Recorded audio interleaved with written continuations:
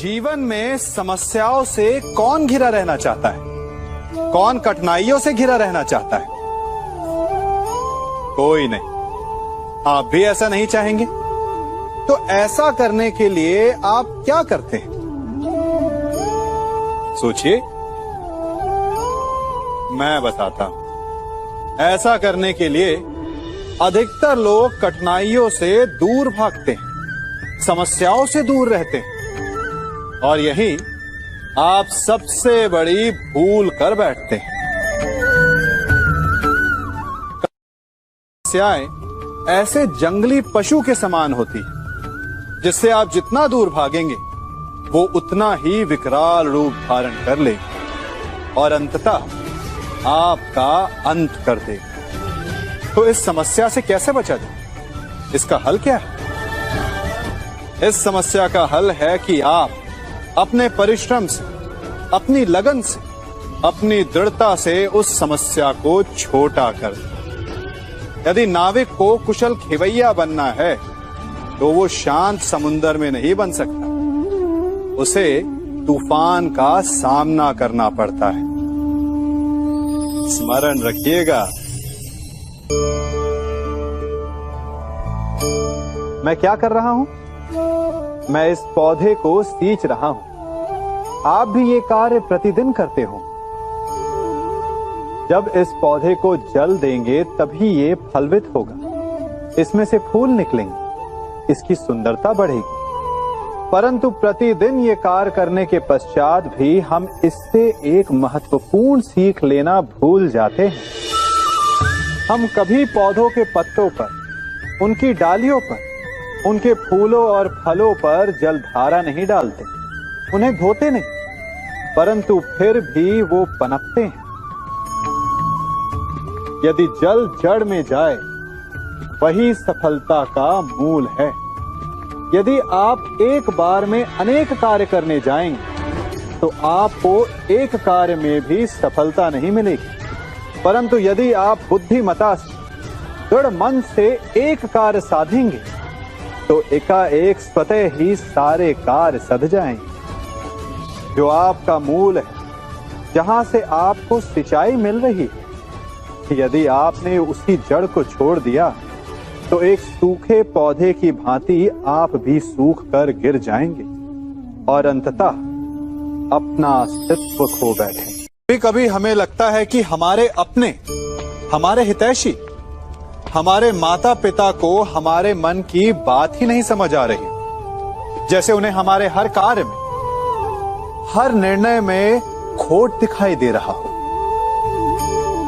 और ऐसे में हम कर बैठते हैं विद्रोह। ऐसी अवस्था में हमें वही अच्छा लगने लगता है जो हमारी मन की बातों का समर्थन करे। हम उसे ही अपना हितैषी समझ लेते हैं। परंतु जो आपसे मीठी बातें कर रहा हो वो आपका हितैषी है, ये आवश्यक नहीं। कुछ विषैले फूल बड़े सुंदर दिखते हैं, कुछ विषैले फल असाधारण रूप से बड़े स्वादिष्ट होते हैं, और ये भी आवश्यक नहीं कि हमारे रोगों का निदान करने वाली औषधि सदा मीठी हो। इसलिए विष और औषधि में अंतर को परखने का प्रयास करें। हो सकता है जो आपके हित की बात कर रहा हो वो आपको संकट के गर्त में ले जा रहा हो। बात बात पर आवेश में ना आए। हो सकता है कि आपके माता पिता की कड़वी बातों में आपका ही हित छिपा हो, और माता पिता को भी प्रयास करना चाहिए कि यदि उनकी संतान अनुचित निर्णय ले रही है तो उसके अनुचित होने का भान प्रेम से करवाएं, दबाव और शासन से नहीं। क्योंकि कभी कभी कटु शब्द और कटु वचन अनुचित निर्णय को और पक्का कर देता है। जीवन में सभी केवल सफल होना चाहते हैं, केवल विजय चाहते हैं। कोई भी पराजित नहीं होना चाहता, कोई भी असफल नहीं होना चाहता, कोई भी नहीं चाहता कि उसके प्रयास व्यर्थ जाएं। यदि एक दृष्टिकोण से देखा जाए तो ये उचित भी है, परंतु असफलता में भी एक अच्छी बात छिपी होती है। कैसे? मैं बताता हूं।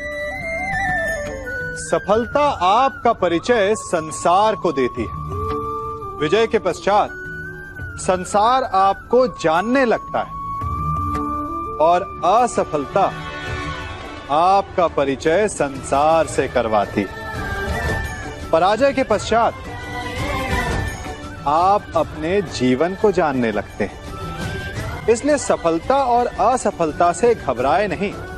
यदि आपकी सोच सकारात्मक रहेगी तो यही असफलता, यही पराजय आपको और अधिक शक्तिशाली बनाकर प्रस्तुत करेगी और जीवन में विजयी बनाएगी। से ये सृष्टि बनी है। नदी की धारा और चट्टान के मध्य सदा संघर्ष रहा है, परंतु हर बार चट्टान की कठोरता को हारना पड़ता है और नदी की धारा कोमल होते हुए भी कठोर चट्टान को काट देती है। कभी सोचा है क्यों चट्टान इतनी कठोर और जल इतना कोमल, चट्टान इतनी दृढ़ और जल इतना लचीला, फिर भी सदा जल कठोर चट्टानों के मध्य से अपना मार्ग बना ही लेती है? कारण केवल एक है और वो है लगातार चलने की क्षमता। जल बढ़ता रहता है, चट्टान अडिग रहती है। इसी कारण जल चट्टान को काटकर मार्ग बना लेता है। इसलिए लगातार चलते रहिए, रुकिए मत, क्योंकि चट्टान जैसी हर समस्या को आप भी जल की तरह काट सकते। हम सब शीघ्र ही सफलता चाहते हैं, ढेर सारी संपत्ति और सुख चाहते हैं, और ऐसे में कई बार हम छोटे मार्गों का चयन कर लेते हैं। वो मार्ग जिनमें परिश्रम नहीं होता, जिनमें होता है तो केवल छल, कुटिलता और भाग्य का सहारा। जैसे कि जुआ। कोई जुए के खेल में धन लगाता है, कोई दांव लगाता है और ये भूल जाता है कि जुआ ऐसा दलदल है कि जिसमें एक बार गिरे तो सर्वनाश से पहले निकलना असंभव है। यदि आप जीते तो और जीतने की भूख बढ़ जाएगी, और यदि आप कुछ हार बैठे तो उसे पुनः पाने के लिए आप फिर से खेलेंगे। मनुष्य को ये आभास ही नहीं होता कि अपनी संपत्ति के साथ साथ वो अपनी मानवता, अपने संस्कार, अपना धर्म और अपना उत्तरदायित्व तक सभी जुए की भेंट चढ़ा देता है। इसलिए कुछ पाना है तो परिश्रम से पाओ। यदि कुछ जुए में जीता तो वो उतना शीघ्र ही खो दोगे, चूंकि उसे परिश्रम से पाया नहीं गया है और उसकी रक्षा करने के लिए आपके मन में स्वाभाविक प्रयास भी नहीं होंगे।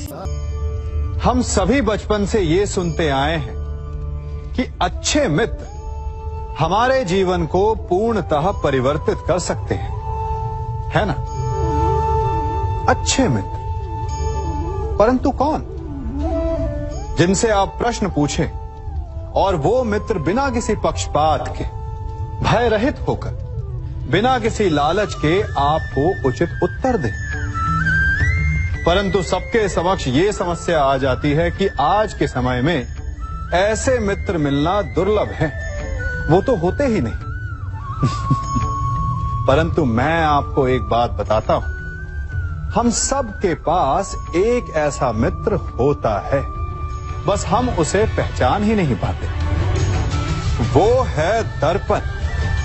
दर्पण के समक्ष खड़े होकर आप स्वयं से पूछिए कि यदि आज आपका अंतिम दिन होता तो क्या आप वही करते जो आप कर रहे थे? आपको उत्तर मिले या ना मिले, परंतु आपकी दिशा अवश्य बदलेगी। इसलिए आपसे अतिरिक्त आपका सबसे घनिष्ठ मित्र सबसे अच्छा मित्र और कोई नहीं। मनुष्य भी बड़ा विचित्र प्राणी है।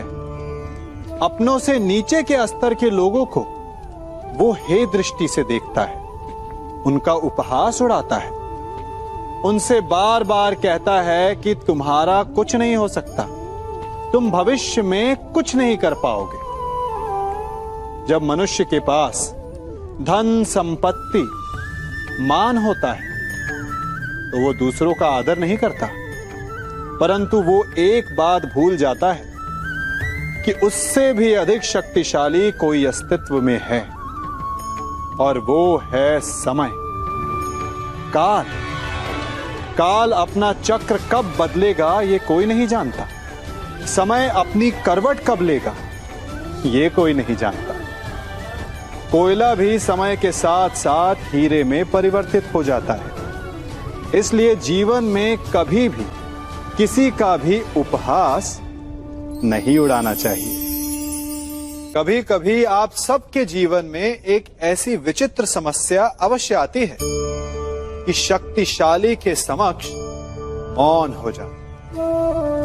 कि उस शक्तिशाली से विवाद करने से बचने के लिए आप मौन रह जाते। मानता हूं ऐसा करने से आप एक विवाद से बच जाते, एक संघर्ष से बच जाते, परंतु ऐसा बचाव एक बड़े संघर्ष को जन्म दे देता है। कैसे?